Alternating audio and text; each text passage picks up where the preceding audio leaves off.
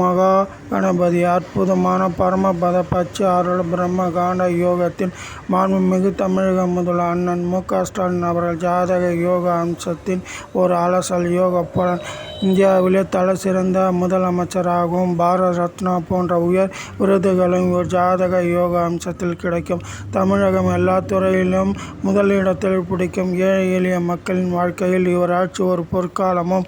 ஏழையின் சிரிப்பு இறைவனை காண்கிறேன் சொன்னதை இவர் ஆட்சி மூலம் செய்து நிச்சயம் காமிப்பார். தமிழகத்தில் தீர்க்கப்படாத பல பிரச்சனைகள் இவர் ஆட்சியில் தீரும். இவர் ஏழை எளிய மக்களின் அற்புதமான ஒரு சிறந்த தலைவராகவும் சிரஞ்சீவியாகவும் உலகத் தமிழர்களின் இதயத்தில் கொடிகட்டி பறக்கும் அற்புத தலைவராகவும் விளங்குவார். இவர் ஜாதக யோக அம்சத்தில் நான் 2005 ஏற்கனவே கணித்து கூறியிருக்கிறேன். இறைவன் அருளால் 2 முறை பலித்தது. ஒன்று துணை முதலமைச்சர், இன்னொன்று தமிழகத்தின் முதல் மந்திரி.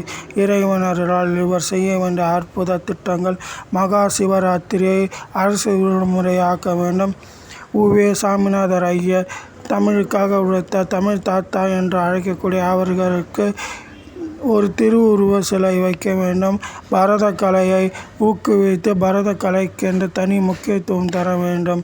ஏழை எளிய மக்களுக்கு பல இன்னல்களை தீர்க்கும் 20 அம்ச திட்டங்களை இவர் ஆட்சியில் கொண்டு வந்தால் அற்புதமாக இவர் பேரும் புகழுமாக ஒரு கிங் மேக்கராக புகழடைவார்.